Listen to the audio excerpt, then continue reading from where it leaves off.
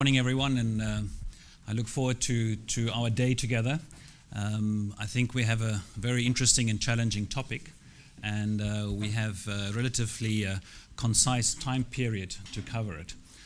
So I look forward to trying to moderate our discussion together this morning. I've also been asked to make a few opening remarks, and so I'll start off with that and then introduce our first speakers.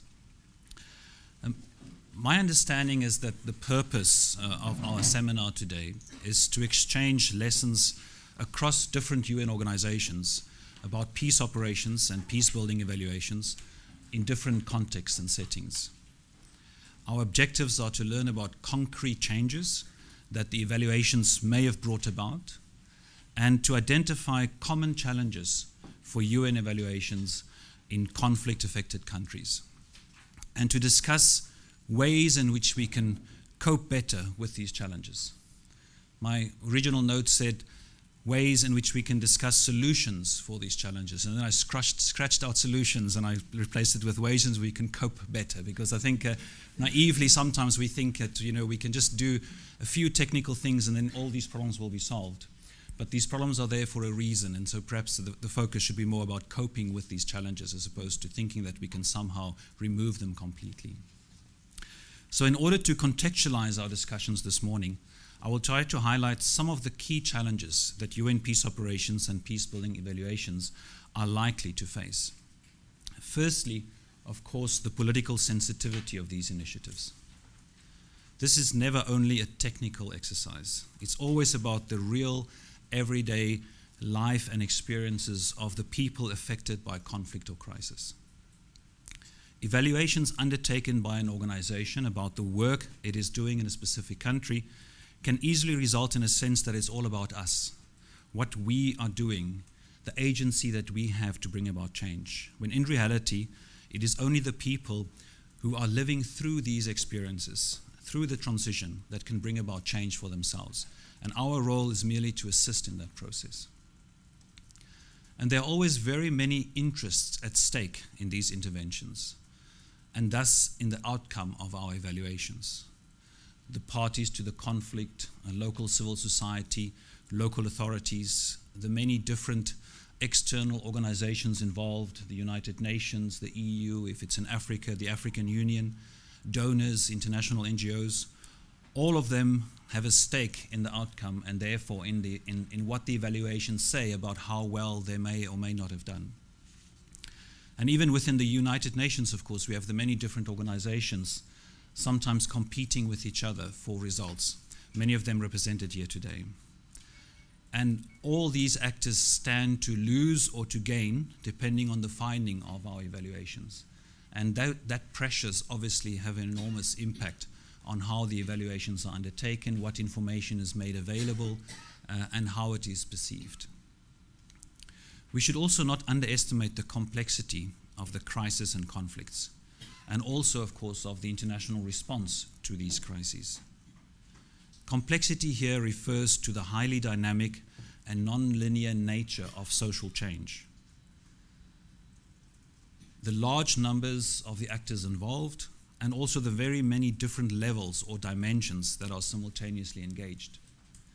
If we think of a country like the Democratic Republic of Congo, for instance, one can start at the dimension of the country itself, and here perhaps a good framework would be to think about the New Deal or the G7 Plus process, and that at the country as a whole level, we look at things like a fragility spectrum, a fragility assessment, the peace and state building goals and indicators for those goals to try and track the progress of that country from fragility to resilience.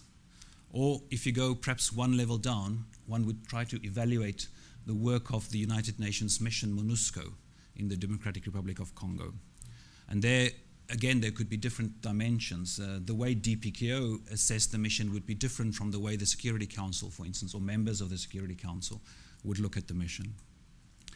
And you can go below that to what I would call the campaign level. So for instance, in the Democratic Republic of Congo, in the east, there's a stability strategy at the moment that is being carried out by MONUSCO, by a major donor like DFID that's very involved in that process, of course the local authorities.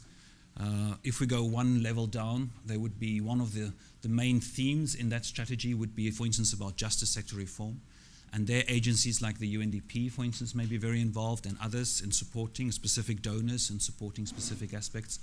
And so one level down from that program level would be the project level, where specific activities and programs are being funded and evaluated.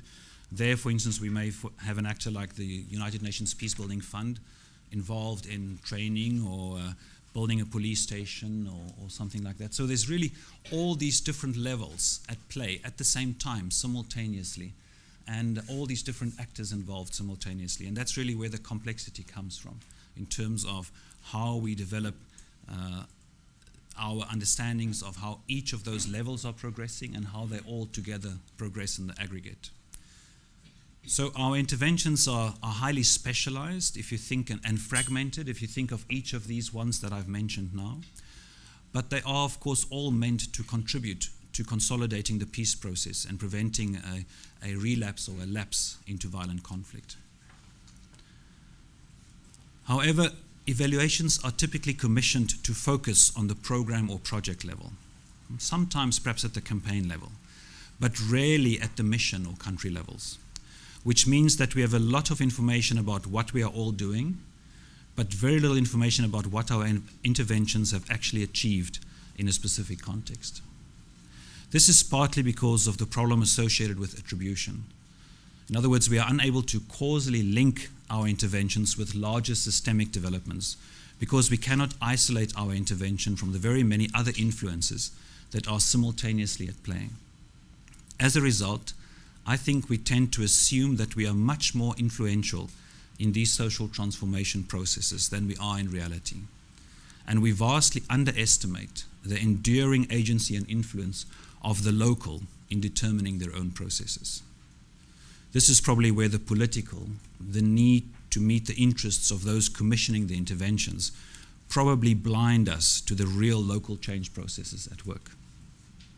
However, equally important, no one entity is ultimately responsible or accountable for evaluating the overall effect. Each of the departments, agencies, funds, and offices represented here today are responsible for evaluating bits of the overall effort, but no one is evaluating the overall effort. And this creates a very grainy picture. We know something about some of what is going on, for instance, about the programs and projects we're involved in, and this creates some very bright pixels in the picture. But there are many other aspects that we simply don't know enough about. And this means that in the aggregate, we just don't know enough for us to have a clear picture of what it is we have achieved in a given situation.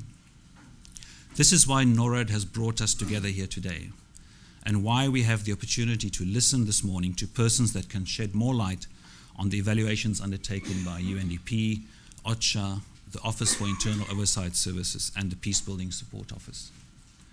We've asked each of the presenters that we've invited here this morning to focus specifically on concrete findings regarding positive or negative effects, or the lack thereof, the challenges associated with evaluating these effects, and the changes, if any, that were brought about by these evaluations. And that last question I think is quite interesting because it in a sense, it poses the evaluation itself as an intervention. And so it will be very interesting to hear your thoughts about that. So I will now hand over to our first presenters. We're going to start with the evaluation of the United Nations Development Programme, Support to Conflict-Affected Countries. And we have Alan Fox and Stan Nquine, who's going to be our presenters. Alan, please.